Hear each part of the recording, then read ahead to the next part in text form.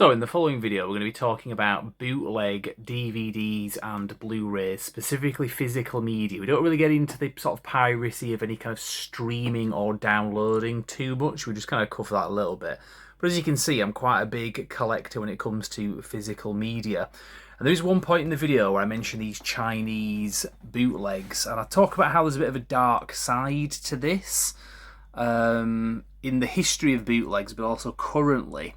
Because when it comes to Chinese intellectual property theft and so on, it's a bit of a dark avenue to go down in terms of conversation. Now, one thing that is apparent, there's certain films, and some of them I give examples of, like Accident Man, which are either difficult or impossible to get when it comes to owning physically. Now, I bought these off eBay, not realising, and I kind of mentioned this in the video, but even when you get them, it's kind of difficult to tell because you get these slip covers that look very impressive. I don't even kind of quite appreciate how much attention they've gone to with the slip covers and so on. They look very nice, better than most things you would buy in the shops, to be fair. And you get a full cover and that kind of thing. But if you look at the disc itself, and it's the same for the second movie, the actual disc, you can tell, it's kind of hard to tell from the video, but it has a different kind of colour to it. It's got a bit more of a sort of blue tint on the recorded side. So that is basically a blank Blu-ray disc that somebody's recorded on non-commercially, as far as I can tell. So as far as I'm aware from looking at these are bootlegs, as impressive as they are, and I do not advocate for doing this on a number of levels. But like I say, you'll find these kind of things on eBay, and it's not always necessarily obvious, especially when the sellers have got like very established feedbacks on them. It can be quite difficult to know until you've bought them. But don't get me wrong, it's still nice being able to own these, especially when I myself have a Scott Adkins movie collection as well.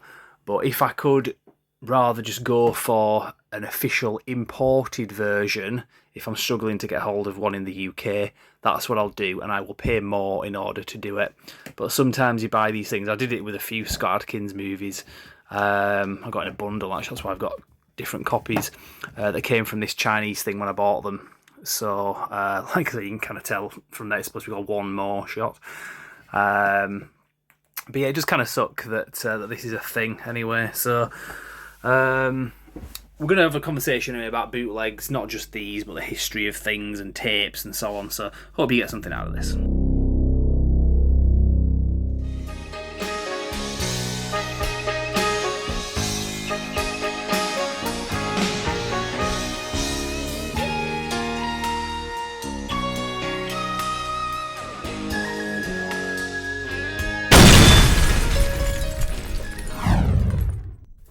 Hello and welcome to Brand X Reviews, and today we have the core. Yes. So, point of this video today, we're going to be talking about bootlegs and in terms of videos. So, obviously when we say video, some people associate that as meaning tape. But video is just basically, you watch YouTube, it's a video. So, I can't remember what prompted this thought in doing this video, but basically I have a number of things that I own which would be considered as bootleg. Now my kind of thinking on this is I only buy stuff if there's no official option available, so it's actually quite rare that I have any bootlegs, but in any situation where I have it, there's a reason why. So anything you want to kick this off with, Core? Any thoughts? Right. I mean, honestly, like, nothing for the start of it, really, like, beyond starting it off.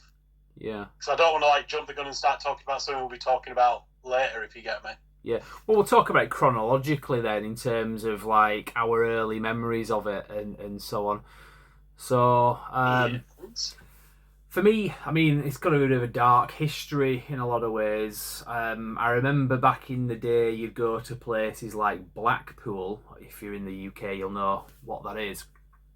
And it was a place where you'd find a lot of dodgy markets, like just kind of popping up on the side of the street, and they'd be selling knockoffs, bootleg videotapes. And I say it's dark. A lot of those things were actually done by the IRA back in the day. That's how they made a lot of money. A lot of it tied back in with that. I seem to remember the Cook Report doing a special on that at one point as well. But that wasn't the only thing. That doesn't mean if you ever bought a videotape back in the day that was a bootleg, that's what you were funding necessarily. But I know that was a big deal back in the 80s.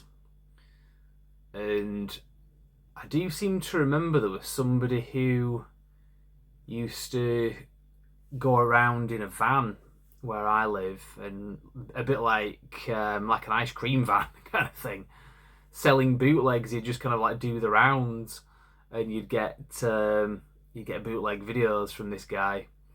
And from memory, these were, I think what the guy was doing was he was using just SCART cables basically, and just putting two VHS players together and just playing on one and recording the other, because these were like perfect rips from other videos.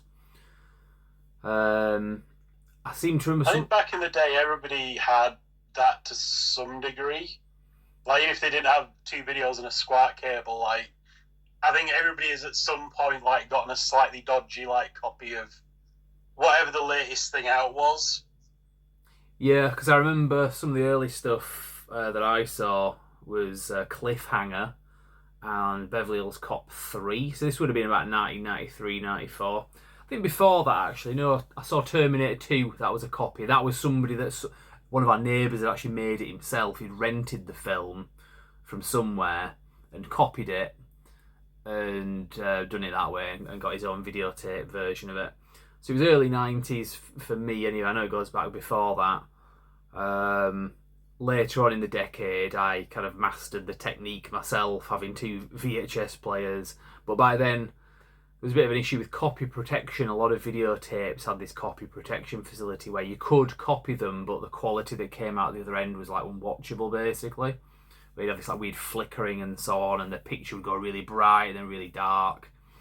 So that was kind of frustrating. But a lot of movies, seem to remember some of the MGM ones, they didn't have copy protect. So as a James Bond fan, I remember when Tomorrow Never Dies came out to rent, and that wasn't out to buy for many months until later. So it was pretty cool to be able to own your own unofficial copy that was a good copy months before anybody else could own it. So that was pretty cool.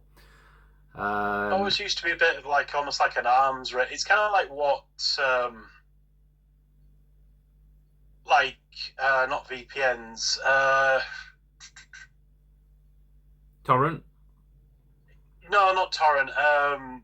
Like YouTube blockers are today. Like, you'll get a thing that'll block all YouTube ads, and then YouTube will change it. You'll get ads again. Then you get a new thing that blocks it.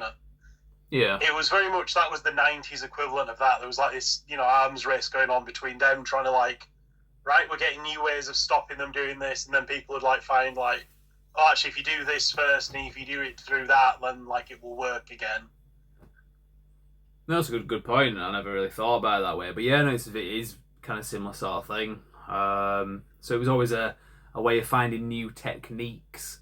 Like I say, a lot of things back then, if you got a copy of something, like an early copy, especially in the UK, where movies would be out in the US for a long time before they came over here sometimes. These are quite big films sometimes. I think like Ghostbusters 2 back in 89, that came out months before we got that in the UK. So by the time the late 90s rolled around, I know this is one that me and you share this memory together because we both saw this at the same time. Star Wars Episode 1, Phantom Menace in 99. Yeah, that was gone. Yeah, well, there was a 2-month gap. It was May in the US and it was July by the time it came out in the UK. And by that point, me and you had like pretty much, well, kind of had it ruined in some ways, seen half the movie already, because there was a bootleg going around. And this time there was a digital aspect of it because it was on a CD and you could play it on a computer.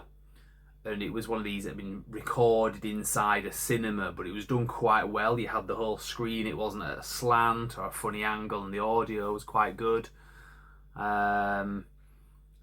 But the temptation was there to see this movie, or at least half of this movie, before it came out in the cinema. And that I mean, you can kind of track the excitement for like Star Wars and kind of where it died off with that. yeah, Like Episode 1, like we had no real fucking contacts. We weren't like, oh, we can just go around to the dodgy place and get the, and even we had seen like most of the film before it even came out. yeah. And I think at that point, because like I say, it's not like we had like massive dodgy contacts where we could, yeah, source this kind of stuff. yeah, and in a lot of ways, they didn't lose any revenue through us doing that because we still went to the cinema to see it. We still bought it on DVD when it came out. But of course, a lot of people wanted it. That was just us. Maybe we were a bit more hardcore fans. But I think after that, and many more examples of that with big films in the early 2000s, where because of the age of the internet and people being able to download things, not necessarily me and you, because we're still on quite slow connections, most people were, but somebody could download a copy from a foreign country and put it on a disc, and then discs can get copied very easily. The technology is there to just make your own very, very easily. And then obviously in the early 2000s, broadband came out, I remember. And again, this never cost the studios. I think it was The Matrix Reloaded in 2003. Went to the cinema to see it, paid to do that. And then when it came out to buy, I bought it.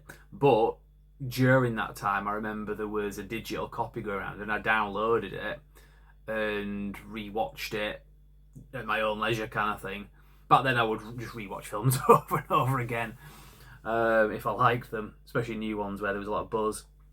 But I think know it was like, there was a period where it was almost like accepted, or at least there wasn't a massive stigma to it. Because I can remember going to like car boot sales and you could just like buy like, dodgy copies of things, or like pirated like Amiga games and stuff like that.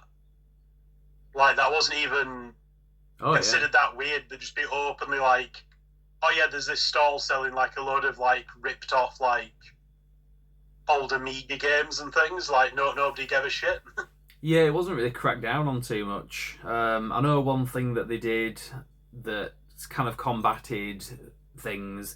You started to see movies in the US getting much closer release dates to the UK and other countries, because as soon as it's in one country, it can then be pirated and sent to other countries before it gets the cinema release. And then when it does get the cinema release, not as many people go because they've already seen it.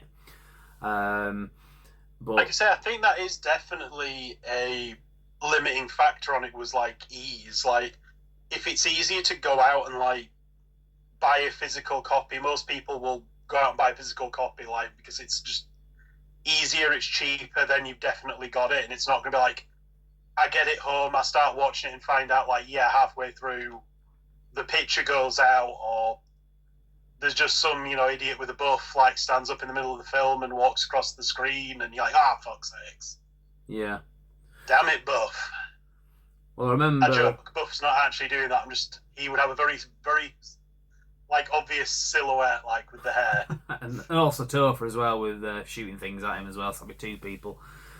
Oh! But yeah, so I do remember when Terminator 3 came out. For some reason, I remember that one kind of threw me when that came out to buy, how quickly after the cinema release it was. Whereas it used to be like, you'd be lucky if it was a 6-month wait. I mean, I wasn't too excited about Terminator 3, but there were some films where from cinema release to home video release, if it was 6 months, you were lucky. But Terminator 3, I seem to remember, was about 3 or 4 months, maybe 4 months, when that came out. And it just felt like I'd only just been at the cinema to see it at that point. So I think there were things that they did to kind of combat that. obviously what we're talking about there is just the lack of patience, basically. Back in the day when movies, where you get really excited about movies. Granted, I was younger as well, but the state of where films were back then was a big thing. There are other aspects to this though as well. There's the fact that, cause like I said, we're talking about there is movies that will get released, but you just don't want to wait so you get bootlegs, and also the pre-cinema release. We also have other things that have been bootlegged that I have bought, that I do have in my collection now, and that is the sort of unofficial releases of things that you otherwise can't get hold of. Now, we were talking about Star Wars before. For better or for worse, the crime here isn't that it's a bootleg. The crime that it is that it is Star Wars: The Holiday Special. So something we talked about back in our 2013 videos on this channel. Remember that, car? Yes. So this is an unofficial release, as far as I'm aware. Has this seen the light of day at all anywhere, even on like Disney Plus or anything? Now you're asking a question. I don't know, so I'm not going to answer that one because I don't know for a fact, and I don't want to be like, yes, it was released. I don't know, so I'm just going to say I don't fucking know. So, just for context, this is something that came out just after the original Star Wars film. It was about a year later. It was November 17th, 1978 on CBS. It was a TV special, basically. And it has a lot of the main original cast of Star Wars in there. And it's a bit of an embarrassment, so that's partly why it never officially saw the light of day after that. But Star Wars fans are hardcore when it comes to the original trilogy. I am as well. Anything that came after that, nope, not canon. But in fact, on that note, I also have the despecialized editions of the Star Wars trilogy as well. This is something that was done a few years ago. These are kind of considered fan edits. They're very much tolerated. I bought these off eBay. There's different versions that you can get off these, and I got them in these covers sent to me. These are the untouched. Well, they have been touched because somebody's edited them to make them as they were originally. Untouched HD versions of the original trilogy. So again, that's not something that you can officially own, although I have heard rumours that they are going to be releasing the untouched versions of the Star Wars trilogy officially at some point. I mean, honestly, they'd be stupid not to, because it's basically money on the table. Like, yeah, you just have to take it. Like, why are you being so precious about it? Yeah. So that's what I mean, little things like that. And also some of the bootlegs that I own. I made these cases myself. I've shown them on the channel before. So these are DVD covers that I've printed to look like a Scotch videotape, but it's done sort of so that you can put movies on there. These are action movies that are very difficult to get hold of officially. So I have all sorts of ones. I've got a dealer that has got like well over, I think it's like 1,500 movies. Most of them are martial arts ones. So there's a lot of things by like Sammo Hung, Cynthia Rothrock, Michael Wincott, just stuff that you cannot get. Never even got an update from videotape to DVD, at least in the UK. A lot of these have been recorded from a videotape and put onto a DVD. So there's loads of films. I've bought so many films off this guy, and he's spot on with. There was like one where there was like an issue with the disc, but that's why I had these covers printed off, because I thought in my video collection I can't be printing off like there was that many films. I couldn't do like a case for every movie. So I kind of do my own little box sets where I can put about 6 discs in, like I say, and I just handwrite on the side. Because that's what you would have done. It looks tacky as hell, but that's what you would have done back in the old days with videotapes. You would handwrite the label on it. So it's got an element of that to it as well. But yeah, I got some good stuff there. Yeah, I think there was a definite movement from like late 80s, early 90s where it would be like partly a like money thing, like because videos could be hellishly expensive compared to what we pay now. It used to be much more like a luxury item, if that makes sense. Good way. Which is why, again, video shops used to be way more like popular than they were like now. and then you kind of moved kind of slowly into this like, kind of from this grey market thing where people just accepted to now it was like more of a like, oh, you're pirating, oh, it's crime, oh, and kind of like more like things to stop you doing it. I say it's kind of like a weird progression over time, like how not even necessarily how accepted it was, but like kind of the reasons behind it. Yeah. Well, all That those. makes sense. Do you remember the old DVDs that you used to get at the beginning? There was that you wouldn't steal a car advert, and Tofros used to laugh at that. I don't know why. It was like you wouldn't steal this, you wouldn't steal that, and he was like, ha ha ha. Oh no, because he would steal it and he knew it. You wouldn't steal a movie. I wouldn't say that, says Topher with a big grin on his face. Yeah, that's probably what gave him the idea. But yeah, But yeah, it's kind of this movement from, like I said, that, and then it kind of went more into kind of like, it was kind of easier to get films like sooner. You didn't like have to pay as much for them. They weren't as awkward to get.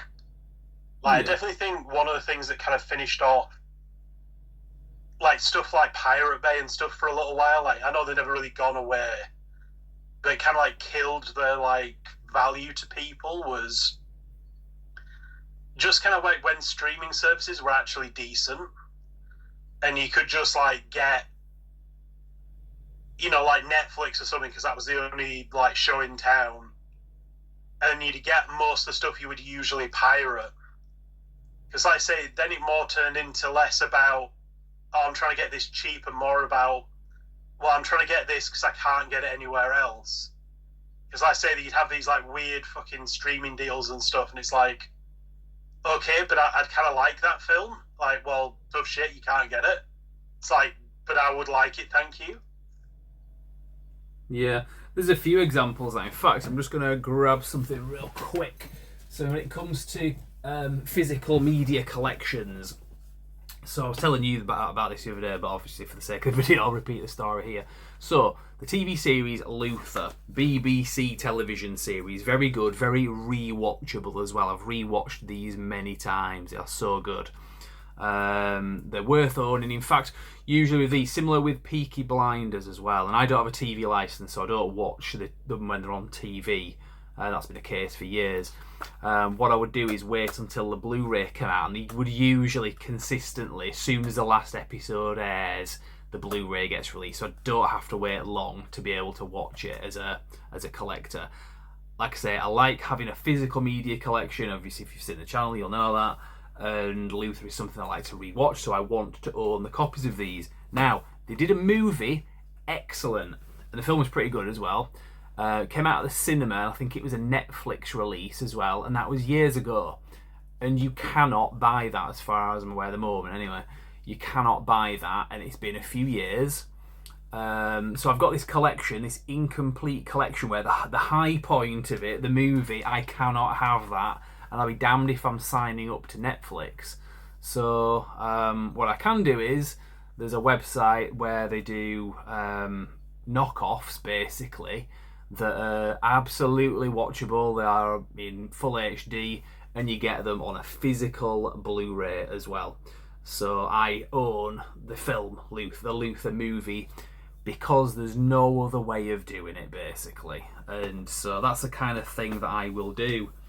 I did actually buy this not knowing that it was because I bought another one. I think it was off eBay, by the way. I bought the Purge series, same thing again. You can actually buy series 1 of that, which I did, but then series 2 they just decided, now we're not going to release it. And I've got the Purge movies in a collection, and I had series 1 but not series 2. That just kind of sucked. I did actually get this thing off eBay, and it comes in a slipcase. It's got like raised lettering and all sorts. Really good. The quality's fine. But when you actually look at it, it's clearly a bootleg. When you look at the actual discs, you can tell by looking at the discs. But like I said, there was no other way of getting this, and I didn't even know when I bought it that that's what it was. Even when I bought it and was watching it, I thought this is just some kind of like weird thing where China has like the rights to do like a thing. I hate it because obviously, I get the deal with Chinese bootlegging of things and intellectual property theft and all the espionage stuff that goes on with them. I hate it. I don't want to support it. I don't advocate for this. I don't go out of my way to buy these. Like I said, I bought them not knowing, and they were on eBay. But it gets to a point where what else are you supposed to do if you can't get a physical copy of this? I think sometimes maybe a little bit of indiscretion might be worth consideration there. But yeah, just yeah, like I say, increasingly, like mainly they used to get this like back in the day of like video games, especially would be like region locked, and if they decided like, oh shit, we can't be bothered releasing this in like, I think we used to be PAL, didn't we? yeah, we still are. Like, oh, you can only get this in America and like Japan. Like, we're not releasing it in Europe. Like, fuck that. Like, presumably because they didn't want to like translate it into like German and French and all this stuff. And it's like, but we speak English. You could just send the like American release over here. Yeah, no, we can't be asked. Yeah. So you'd go through like semi-legal like methods to obtain that stuff. And now it's kind of turning into that with fucking like films and TV and everything. So it's like, well, oh, you've got Netflix. Well, that's cool, but unfortunately, this is on Paramount Plus. Oh, you've got Paramount Plus. Well, unfortunately, this is only on HBO Max. Oh, you haven't got HBO Max, like, you know. And like you're saying, if you actually want to physically own it, like half the time you shit out looks. At the moment they like physically sell it to you, they have less content for the streaming. So it's like, okay, but I don't just want to have this for as long as I am like subscribed to HBO Max, thanks. Yeah, plus also, I mean, it's a little bit less of a problem, but sometimes things get removed even when they've been bought. Things get removed from the libraries online. My thought on that is, or altered. That's another one. Yeah, like, yeah. Oh yeah, we're going to come round after the fact, and yeah, we'll make sure they don't have these anymore. Yeah, no, that's a good point. And there was some. I mean, it's probably for the betterment of mankind, but the Willow TV series that was on Disney Plus got completely memory holed. So if you were a fan of that show, just imagine, then you're SOL because it's been put into the memory hole and it's like it doesn't exist anymore because there's no other official way of watching it as far as I'm aware. I think even you did. Yeah, I mean, it's basically piracy or nothing. I mean, yeah, it's a shit show, but I've also heard this argument and it makes a lot of sense. It's like, well, even a shit like show is still content that somebody else could watch and learn from. Like, even the shittiest video game, the shittiest TV show, the shittiest film could inspire somebody else's art in like a different and interesting way. But yeah, when you memory hole it and it's gone for good, it's like, well, now it is literally gone for good. Like, nobody can learn from this. Nobody can create from this. Yeah, nobody can like innovate from this. Like, it's gone. Yeah. No, I mean that's a good point as well. So there's different issues in the way that the whole bootleg thing. I was going to say piracy, but it's bootleg really. Has evolved over the years, like I say, from VHS days to where we're at now. I mean, there's some things where there's nothing illegal about them. Like, for example, I was looking on my shelf, The Last Man on Earth, which is the I Am Legend story that was a Vincent Price film. It was just called The Last Man on Earth. Came out in the 60s, I think, or 50s. This is a bootleg, but I think it's public domain, this film. So anybody can bootleg that one in that sense. There's a few other films like that, like Night of the Living Dead, the original. You'll see all sorts of different versions of that because copyright issues and so on aren't really a thing for movies where there's no... Night of the Jerking Topher. No, I think that was Night of the Jizzing Topher. The Topher was coming back to life, literally. But yeah, so sorry, Buff, if you're watching this. I know it brings back traumatic memories. But and plus, also the Halloween season's long since ended. But yeah, in terms of how the bootleg things evolved over the years, I think where it's at the moment, as far as I'm concerned, it's more movies that you just can't get hold of because I'm talking about the physical side of things. Obviously, you can find websites where there's movies will stream that shouldn't be doing. I don't know how that's tolerated, but in terms of like physical media bootlegs at the moment, it just tends to be things where there's no official availability otherwise. There is a website I've seen where these Chinese knockoffs are on there. Um, there's not really much I would want to buy from them because um, the stuff that they sell you can actually get elsewhere, and also the prices are about the same for an official release. So I don't even know why are they even selling to people. It doesn't really make sense. But the instances where I bought Yeah, the Chinese Blu-rays that I got them off eBay, not even knowing that that's what they were. But when I got them, I got like a business card which says check this website out because we sell more stuff on there. Um, like I said, the only things that I'm really interested in, things like the Tulsa King, you can usually get them fairly quickly, but I've always just bought them physically because they do get official releases. So I'm not taking part in supporting Chinese piracy. For that case, the versions I've got are official releases, but that's the only thing that I'd even looked at and thought, oh, that'd be kind of cool because you can't currently buy that yet, and it sometimes takes a few months. But yeah, I think that's kind of where it's at. Any other aspect to this you wanted to mention? like I say, just the kind of silliness of like, I mean, basically, like one of the reasons streaming's like turned into this fucking albatross around a lot of these studios' neck is they basically just destroyed their own like income streams. It's like everybody's wanted to be the next Netflix, and it's like, well, Netflix worked because it was the only game in town, and like if you wanted these things, like you had to get it from them. Yeah, But now it's like, well, why am I like going to this like extremes to get things when it's like it was kind of stupid to go to like Pirate Bay or something and like risk getting a virus when you could just like, oh, I'll get a Netflix subscription and I'll have like most of the films I want on it, no stress. But now it's like, well, I spread out between 15 different fucking services, so I can't get what I want. And even if I can get what I want, actually keeping access to what I want is like really difficult. And then if they decide, well, it's going away now, or well, we're going to alter it now and like edit out all the guns in favor of like walkie talkies, like they can just do that.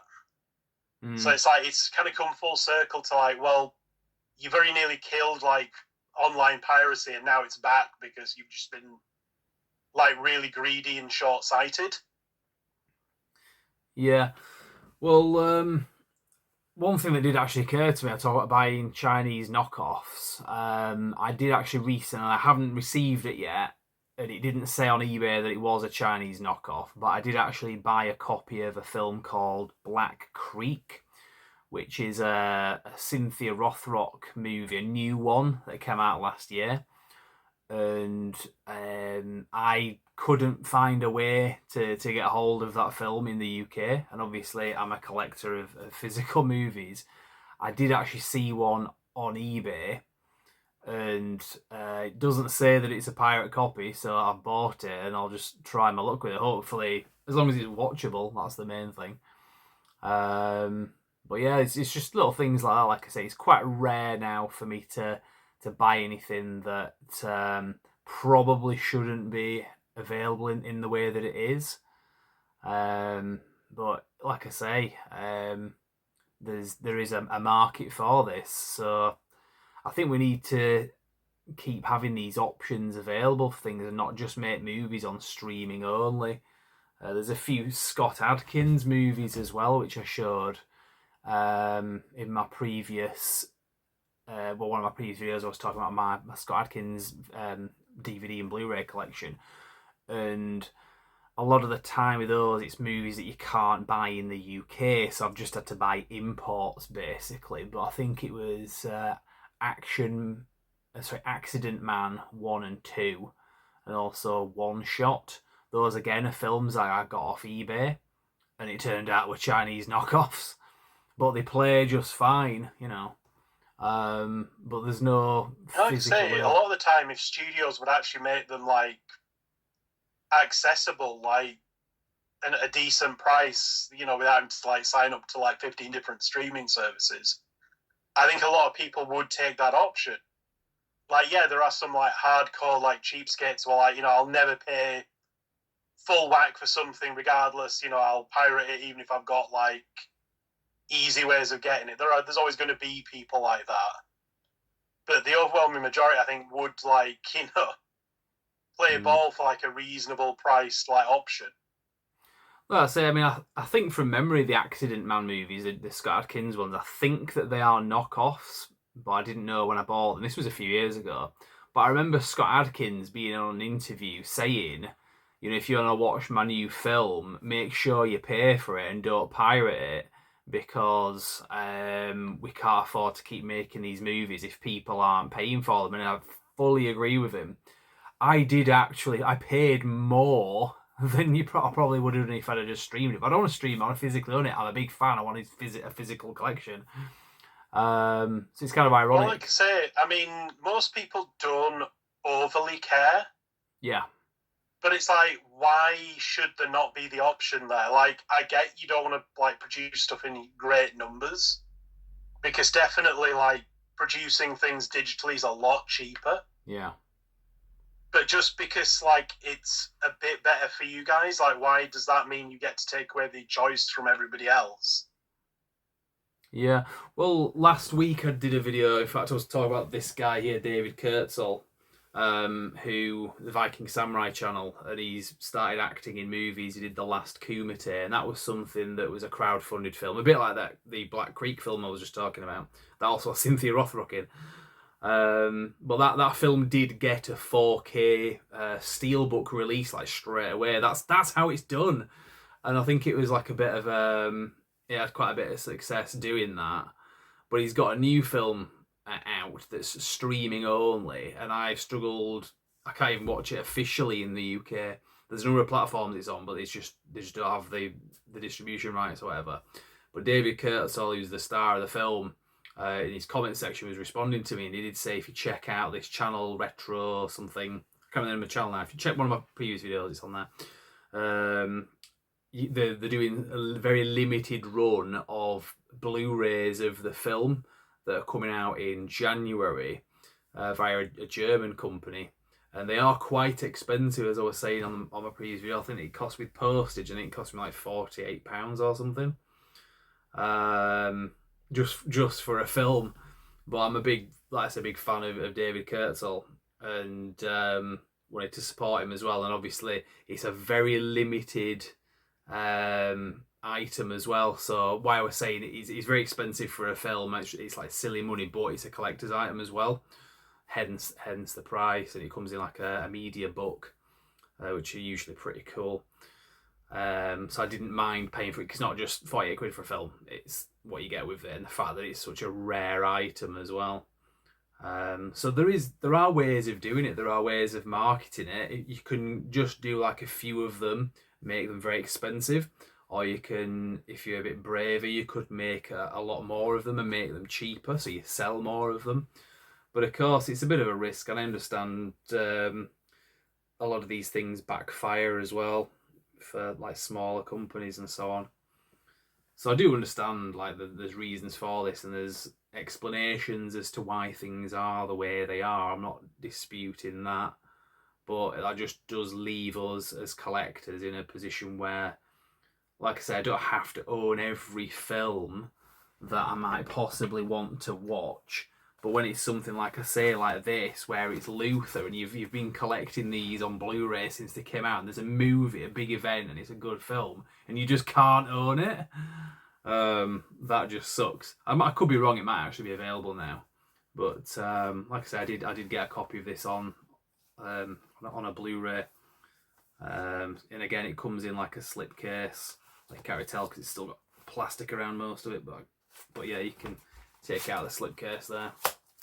So what you're getting is actually quite decent. It just shows that there's a void there, and if they don't do official releases, someone else will fill it. And it sucks that it's these Chinese knockoff companies, because God knows where that money is, if it's being laundered to something else nefarious. Yeah, but it's like, if that's the only game in town, that's the only game in town. And if you're getting like stubborn and like refusing to like give people the option, then we don't have any choice but to go to the bad choice. You know what I mean? Yeah.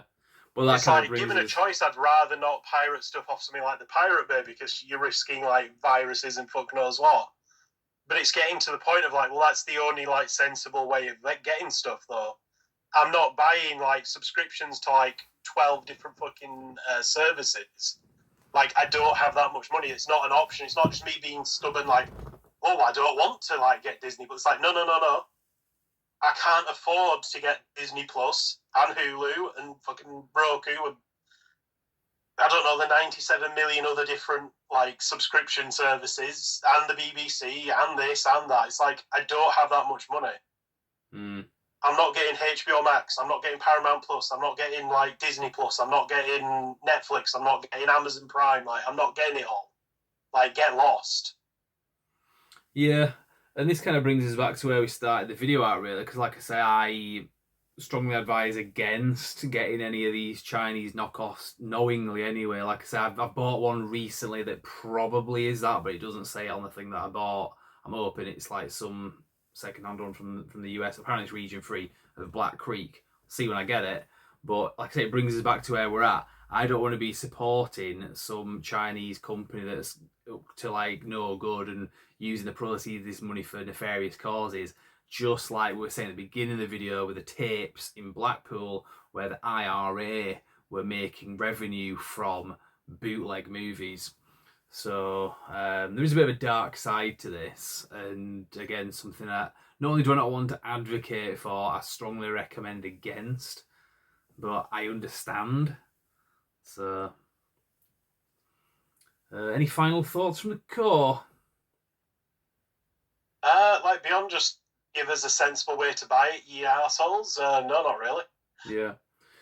The only other thing I can think to say is sometimes there's things that were like banned, and over time, if you wait it out, you'll get what you want. But sometimes it's a long ass, slow process.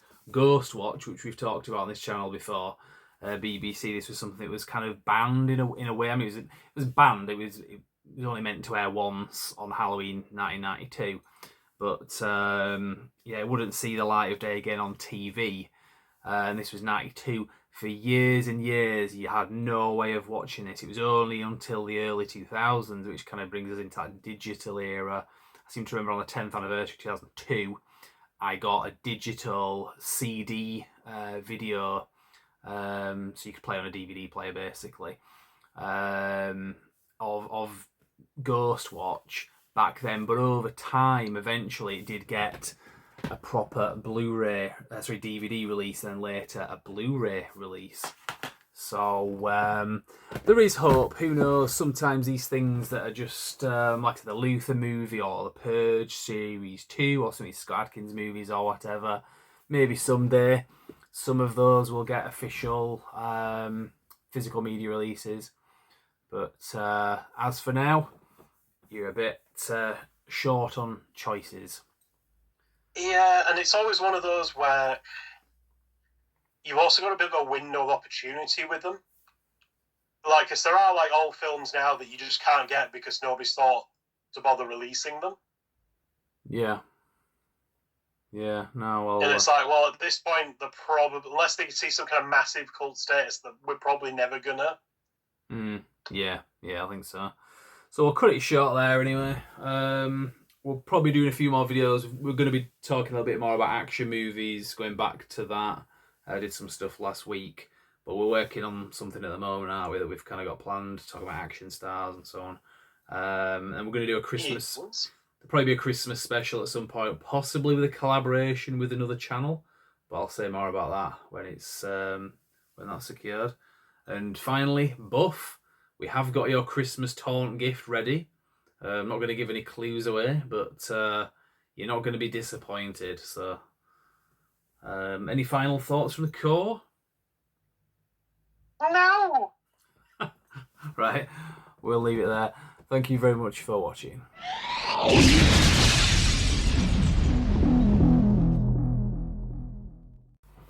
Yes. Damn it, Core! What the hell? Every time, soon as I start recording.